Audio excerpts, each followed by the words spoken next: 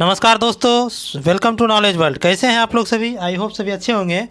जैसा कि हम लोग डेली जो है सुबह 10 बजे साइंस का प्रैक्टिस सेट करते हैं, उसी क्रम में आज हम लोग का 149वां एपिसोड है। तो चलिए इस 149वां एपिसोड को स्टार्ट करते हैं। उससे पहले अगर आप चैनल को सब्सक्राइब नहीं किए तो आप चैनल को सब्सक्राइब कर ले तथा वीडियो के ज़्यादा से ज़्यादा शेयर कर दे, ठीक। और इसका पीडीएफ अगर आपको चाहिए तो आप हमारी टेलीग्राम चैनल नॉलेजबल पीडीएफ से जुड़ सकते हैं। वहाँ पर इसका पीडीएफ अपलोड कर दिया गया है, ठीक। आप लोग वीडियो में अंत तक ज़रूर बने रहिएगा और आपको वीडियो अच्छा लगे तो वीडियो को लाइक कर दीजिएगा और चैनल को सब्सक्राइब करना ना भूलिएगा, ठीक। चलिए आज के पहला प्रश्न को देखते हैं। देखिए आज का पहला प्रश्न क्या कहता है कि पहला कंप्यूटर बनाया गया था, ठीक। मतलब कि पहला कंप्यूटर जो है किसके द्वारा बनाया गया था? ये जो आपको चार्ल्स बेबेज के द्वारा बनाया गया था, जिन्हें क्या कहा जाता है? तो फादर ऑफ कंप्यूटर कहा जाता है। क्या कहता है? फादर ऑफ कंप्यूटर कहा जाता है। किसको?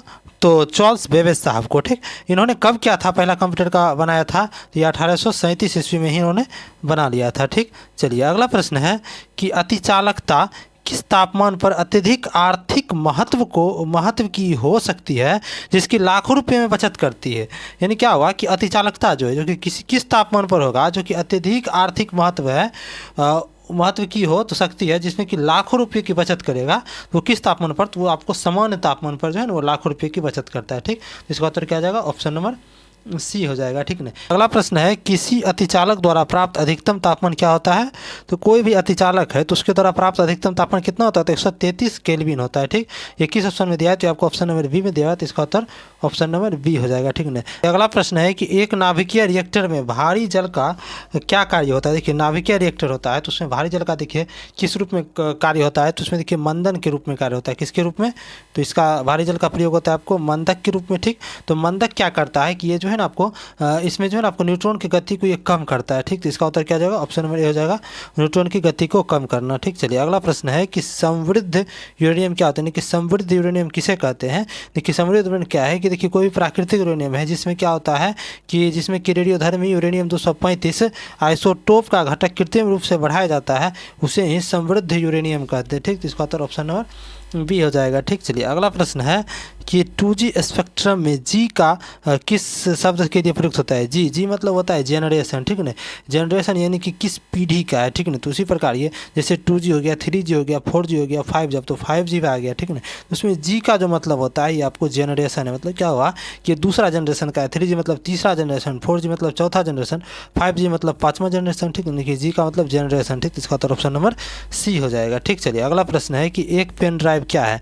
देखिए कोई भी पेन ड्राइव है तो क्या होता है, जैसे देखिए पेन ड्राइव में क्या किया जाता है, वो बाहर से उसको लगाया जाता है, ठीक। मतलब क्या हुआ कि इसको जो है ना हम हटा सकते हैं। मतलब हटा सकते हैं तो क्या हुआ कि एक हटाई जाने वाली द्वितीय भंडार एकक है। मतलब कि इसको भंडार किया जाता है कोई भी चीज़ उसके अंदर, लेकिन इसे हम हटा भी सकते हैं, ठीक। इसका उत्तर ऑप्शन नंबर सी हो जाएगा, ठीक। चलिए अगला प्रश्न है कि भारत में प्रचुर मात्रा में उपलब्ध महत्वपूर्ण नाभिकीय ईंधन कौन है? ठीक। मतलब भारत में उपलब्ध है वो नाभिकीय ईंधन, ठीक ना, प्रचुर मात्रा में, तो वो क्या है? तो आपको थोरियम है, ठीक। तो इसका उत्तर क्या जाएगा? ऑप्शन नंबर बी हो जाएगा, थोरियम। देखिए थोरियम जो है ये इसका मुख्य स्रोत क्या है? तो इसका मुख्य स्रोत आपको मोनाजाइट है। क्या है? तो मोनाजाइट है, ठीक है। ये भारत के लगभग जो है ना आपको भारत में कितना है? ये 4.5 लाख टन में इसका भंडार है भारत में, ठीक। कितना? तो 4.5 लाख टन इसका भंडार है भारत में, ठीक। तो चलिए अगला प्रश्न है कि आधुनिक आयुर्वैज्ञानिक विज्ञान में नाभिकीय औषधियाँ नैदानिक और उपचार के प्रभावी उपकरणों के रूप में उभर रही है, तो ये वास्तव में क्या है? ठीक है ना। देखिए आजकल क्या होता है, मतलब क्या हो रहा है कि आयुर्वेदिक विज्ञान में जो है नाभिकीय औषधि के रूप में जो प्रयोग किया जाता है। नाभिकीय औषधि क्या होता है? ये जो है ना आपको ये विभिन्न जितना भी है ना तत्व के रेडियोधर्मी उसके समस्थानिक का यूज होता है आजकल औषधि में, ठीक ना। यानी क्या हुआ कि रेडियोधर्मी का क्या होता है? आइसोटोप्स होता है, ठीक। तो इसका उत्तर क्या जाएगा? ऑप्शन नंबर सी हो जाएगा, ठीक।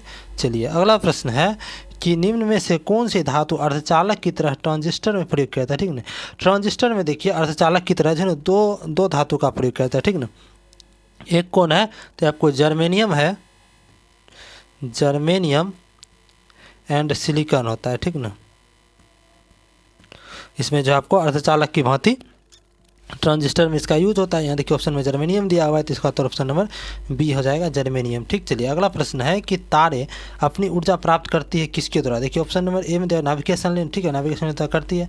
बी में गुरुत्वाकर्षण संकुचन। सी में रासायनिक अभिक्रिया, तारे अपनी ऊर्जा प्राप्त करते हैं, रासायनिक अभिक्रिया वहाँ नहीं होती है। ठीक है, नाभिकीय विखंडन तो नहीं होगी, क्योंकि देखिए नाभिकीय विखंडन होता है ये आपको परमाणु बम में होता है। ठीक नहीं, तो यहाँ आपको तारा हो गया, सूर्य हो गया, ये सब अपना ऊर्जा कहाँ से प्राप्त करते हैं, नाभिकीय संलयन के द्वारा। ये देखिए गुरुत्वाकर्षण संकुचन जो होता है ये भी होता है इसमें। ठीक, इसका मतलब 1 और 2 दोनों सही है। ठीक, देखिए किस ऑप्शन दिया है, तो आपको ऑप्शन नंबर ए में दिया हुआ है 1 और 2। ठीक, तो इसका उत्तर ऑप्शन नंबर ए हो जाएगा। ठीक, चलिए अगला प्रश्न है कि हाइड्रोजन को जलाने से क्या प्राप्त होता है। देखिए हाइड्रोजन जो है ये बिना हवा की उपस्थिति में जल ही नहीं सकता। ठीक नहीं, जब इसे देखिए हवा की उपस्थिति में जलाया जाता है तो आपको हवा में उपस्थित होता है ऑक्सीजन। ठीक नहीं, उससे ये मिल करके क्या बना लेता है, तो ये आपको H2O बना लेता है, यानी कि जल बना लेता है। ठीक, तो इसका उत्तर क्या हो जाएगा, ऑप्शन नंबर डी हो जाएगा, पानी। ठीक, चलिए अगला प्रश्न है कि हैवी वाटर क्या होता है। हैवी वाटर मतलब हो गया भारी जल। भारी जल यानी क्या हुआ, जैसे कि सामान्य जल होता है आपको H2O यानी कि हाइड्रोजन, और हैवी वाटर जो होता है उसमें H के यानी हाइड्रोजन की जगह पर इसी का समस्थानिक ड्यूटेरियम का प्रयोग किया जाता है, यानी कि D2O हो जाता है। ठीक है, यानी क्या हुआ कि हाइड्रोजन के स्थान पर उसका पर ड्यूटेरियम का होता है, यानी उसी का समस्थानिक है ड्यूटेरियम। ठीक, तो इसका प्रयोग किया जाता है, इसका उत्तर ऑप्शन नंबर बी हो जाएगा। ठीक, चलिए अगला प्रश्न है कि तड़ित यानी कि तड़ित जो होता है बिजली चमकता जो है आकाश में, तो इसमें जो है वृक्ष में आग लग सकता है, क्योंकि इसमें अत्यधिक मात्रा में क्या होता है। देखिए आकाश में जो बिजली कड़कता है ये जो है आपको वृक्ष में भी आग लगा सकता है, घर में भी आग लग सकता है। ठीक है, तो क्यों इसमें आग लगा सकता है, क्योंकि उसमें अत्यधिक मात्रा में जो एकाएक विद्युत ऊर्जा उत्पन्न होता है। ठीक, इसका उत्तर क्या हो जाएगा, ऑप्शन नंबर बी हो जाएगा। ठीक, चलिए अगला प्रश्न है कि निम्न में से कौन अर्धचालक है, इसमें से कौन है जो कि अर्धचालक है। ठीक है, देखिए टोटल जो है अर्धचालक आप देखे होंगे पीरियोडिक टेबल। देखिए पीरियोडिक टेबल में यहाँ देखिए S ब्लॉक रहता है, यहाँ P ब्लॉक रहता है, यहाँ D ब्लॉक और B नीचे रहता है F ब्लॉक। ठीक है ना, तो यहाँ देखिए होंगे आप, इधर देखिए सारा धातु रहता है और इधर सारा क्या रहता है आपको, तो अधातु रहता है। ठीक ना, और अधातु और धातु को अलग करने वाला एक जिगजैग लाइन रहता है। ठीक ना, तो इसी जिगजैग लाइन पर क्या रहता है, तो आपको उपधातु रहता है। ठीक ना, जितना भी उपधातु है सब क्या होता है, अर्धचालक होता है। ठीक, तो उपधातु टोटल क्या गो है, तो टोटली 8 गो उपधातु होता है। ठीक ना, तो कौन कौन उपधातु है 8 गो, तो देखिए उसको हम देखते हैं। ठीक, 8 उपधातु में कौन कौन है, देखिए पहला है आपको बोरोन, उसके बाद सिलिकॉन, उसके बाद जर्मेनियम, आर्सेनिक, एंटीमनी, ट्रिलियम और पोलिनियम। ठीक ना, ये सब क्या है आपको, तो ये आपको उपधातु है। ठीक ना, उपधातु जो है ना अर्धचालक होता है। ठीक, यहाँ देखिए कि कौन कौन होगा, यहाँ देखिए आपको सिलिकॉन हो गया, जर्मेनियम हो गया। ठीक है ना, क्वार्ट्ज और सिरेमिक्स नहीं होगा। ठीक है, यानी कि सिलिकॉन और जर्मेनियम क्या होगा, अर्धचालक हो गया। तो किस में देखिए दिया हुआ है 1 और 4, ये आपको ऑप्शन नंबर सी में दिया हुआ है, तो इसका उत्तर ऑप्शन नंबर सी हो जाएगा। ठीक, अगला प्रश्न है कि निम्न में से किसका पीएच मान 7 होता है, यानी कि 7 पीएच मान मतलब क्या होगा कि वो विलयन है उदासीन होगा। ठीक है, जैसे कि पीएच स्केल होता है। ठीक है, पीएच स्केल में देखिए न्यूट्रल बिंदु होता है, जैसे उदासीन करते हैं वहाँ पर 7 होता है, और 7 से जब दाहिनी ओर बढ़ते हैं यानी कि 8, 9, 10 करके ऐसे करके 14 तक जाता है, तो इधर क्या होता है आपको क्षारीय गुण का होता है विलयन। ठीक, और इससे अधिक होता है, इससे कम जैसे हो गया तो 6 हो गया, 5 हो गया, 4 हो गया, 3 हो गया, 2 हो गया, 0 तक, तो इधर क्या होता है आपको अम्लीय होता है। ठीक नहीं सर, अम्लीय को प्रदर्शित करता है। और यहाँ हमसे पूछा है किसका पीएच मान 7 होगा, 7 पीएच मान किस, जो कि उदासीन विलयन होगा। ठीक है, देखिए हमें शुद्ध पानी दिया है, बी नंबर में उदासीन विलयन दिया हुआ है, सी नंबर में क्षारीय विलयन, डी नंबर में अम्लीय विलयन। ठीक है, तो उदासीन विलयन जो होगा उसका तो 7 पीएच मान होगा ही। अब देखिए एक है शुद्ध पानी, शुद्ध पानी को ही जो उदासीन ही माना जाता है, शुद्ध पानी को भी, तो इसका भी जो है ना आपको पीएच मान 7 ही होगा। इसका मतलब क्या हुआ, ए और बी दोनों है, तो इसका मतलब क्या हुआ, तो इसका उत्तर क्या जाएगा, ऑप्शन नंबर ई हो जाएगा कि उपयुक्त में से कोई नहीं, उपयुक्त में से एक से अधिक, क्योंकि एक से अधिक है, शुद्ध पानी भी है और उदासीन विलयन भी है, तो इसका मतलब इसका उत्तर ऑप्शन नंबर ई हो जाएगा। ठीक, चलिए अगला प्रश्न है कि निम्न में से कौन सा सही नहीं है। ठीक ना, यानी कि गलत कथन को हमको चुनना है। ठीक, देखिए ए में कहा है कि आपको वार्डो मिक्सचर कॉपर सल्फेट और कैल्शियम हाइड्रोक्साइड का जल में मिश्रण है। सही बात है, क्योंकि देखिए वाटर मिक्सचर जो होता है इसमें कॉपर सल्फेट और कैल्शियम हाइड्रोक्साइड का जो है जल में मिश्रण होता है, और इसे जो आपको फफूंदीनाशी के रूप में प्रयोग किया जाता है। सही बात है। अब देखिए बी में कहा है कि बेरिक अम्ल औषधि उद्योग तथा खाद्य परिरक्षक के रूप में प्रयुक्त होता है। सही बात है, क्योंकि देखिए बेरिक जो अम्ल होता है इसका यूज कहाँ पर होता है, तो ये देखिए आपको औषधि उद्योग में तथा खाद्य परिरक्षण, जो खानों को जो है आपको सुरक्षित रखने के लिए उसको परिरक्षण करने में इसका प्रयुक्त होता है। ठीक, तो सही है। अब देखिए सी में कहा है कि शुष्क बर्फ क्या होता है, ठोस कार्बन डाइऑक्साइड होता है। सही बात है, तो सब जानता है कि शुष्क बर्फ क्या होता है आपको, तो ठोस कार्बन डाइऑक्साइड को शुष्क बर्फ कहा जाता है। ठीक ना, देखिए शुष्क बर्फ देखिए बनता कैसे है, देखिए कार्बन डाइऑक्साइड क्या रहता है, तो ये गैसीय अवस्था में रहता है। देखिए गैसीय अवस्था को पहले तरल अवस्था में बदला जाता है, उसके बाद तरल को जो है पुनः ठंडा करके इसे ठोस में बदल दिया जाता है, तो आपको शुष्क बर्फ प्राप्त है। लेकिन जब शुष्क बर्फ से ये गैस में बदलता है तो ये जो ना तरल में बदले बिना यानी कि द्रव में बदले बिना सीधे ये गैस में बदल जाता है। यानी मतलब क्या हुआ कि इसका ऊर्ध्वपातित हो जाता है। यानी शुष्क बर्फ तो क्या हो गया, ठोस कार्बन डाइऑक्साइड को ही हम शुष्क बर्फ कहते हैं। सही है ये। डी नंबर दिया कि हंसाने वाली गैस को नाइट्रिक ऑक्साइड कहते हैं। नहीं, जो देखिए नाइट्रिक ऑक्साइड क्या होता है, तो नाइट्रिक ऑक्साइड NO होता है, लेकिन हंसाने वाली गैस का फॉर्मूला होता है आपको N2O। ठीक है, N2O यानी कि नाइट्रस ऑक्साइड होता है। ठीक है, यहाँ नाइट्रिक ऑक्साइड दिया है, यही तो गलत है, हमसे गलत कथन पूछा है तो यही इसका उत्तर हो जाएगा। ठीक, उसका उत्तर ऑप्शन नंबर डी हो जाएगा। ठीक, चलिए अगला प्रश्न है कि ब्लीचिंग पाउडर में कौन सा रासायनिक यौगिक होता है। देखिए ब्लीचिंग पाउडर जो होता है इसका देखिए दूसरा नाम है आपको कैल्शियम ऑक्सीक्लोराइड या कैल्शियम हाइपोक्लोराइड। ठीक है, जिसका देखिए फार्मूला होता है आपको CaOCl2 होता है। ठीक है, तो ये क्या हो गया, तो कैल्शियम ऑक्सीक्लोराइड या कैल्शियम हाइपोक्लोराइड।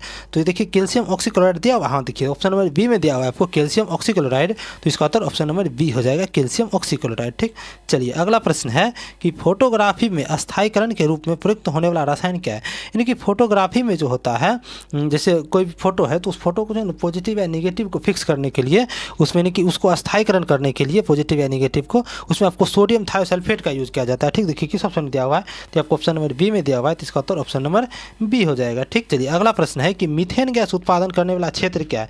यानी कि मीथेन गैस कहाँ से उत्पादन, देखिए मीथेन गैस होता कहाँ से उत्पादन है। देखिए मीथेन गैस देखिए आपको धान के खेत से, कहाँ से, धान की खेत। उसके बाद देखिए मानव जब जुगाली करता है, पशु जब जुगाली करता है उससे भी मीथेन गैस निकलता है। ठीक, देखिए दलदली क्षेत्र, खनन वाला क्षेत्र यानी कि खान में भी मीथेन गैस निकलता है। ठीक है ना, यहाँ हमसे पूछा है मीथेन होता है, देखिए ऑप्शन में कौन दिया हुआ है, देखिए धान का खेत दिया हुआ है। ठीक है, इसका उत्तर ऑप्शन में बी हो जाएगा, धान का खेत। ठीक, तो चलिए अगला प्रश्न है कि निम्नलिखित गैस मिश्रणों में से कौन सा जो है वेल्डिंग के लिए प्रयुक्त है। यानी कि गैस वेल्डिंग में जो है किस गैस का मिश्रण होता है, तो गैस वेल्डिंग में जो है ना आपको ऑक्सीजन तथा एसिटिलीन का मिश्रण होता है। ठीक, तो इसका उत्तर ऑप्शन नंबर बी हो जाएगा, ऑक्सीजन तथा एसिटिलीन। ठीक, चलिए अगला प्रश्न है कि गैसोहॉल क्या है। देखिए गैसोहॉल क्या होता है कि जो है ना आपको 10% एथिल अल्कोहल, इसमें क्या रहता है आपको, तो 10% एथिल अल्कोहल, 10% आपको एथिल अल्कोहल तथा उसमें 90% क्या रहता है आपको, गैसोलीन रहता है। ठीक है ना, गैसोलीन। ठीक, तो 90% जो गैसोलीन रहता है और 10% एथिल अल्कोहल। जो गैसोलीन जो है इसी को ही पेट्रोल भी कहा जाता है कि पेट्रोल क्या होता है, एक प्रकार का गैसोलीन ही है। ठीक है, तो यहाँ क्या हो जाएगा कि एथिल अल्कोहल और गैसोलीन या पेट्रोल का मिश्रण है। ठीक, देखिए ऑप्शन नंबर ए में ही दिया हुआ है, एथिल अल्कोहल प्लस पेट्रोल, इसका उत्तर ऑप्शन नंबर ए हो जाएगा। ठीक, चलिए अगला प्रश्न है कि निम्नलिखित खनिजों पर विचार कीजिए। देखिए खनिज कौन कौन दिया हुआ है, पहला दिया है कैल्शियम, दूसरा दिया है लौह और तीसरा दिया है सोडियम। इसके बारे में कहा है कि उपयुक्त खनिजों में से मानव शरीर में पेशियों के संकुचन के लिए किसकी आवश्यकता होती है।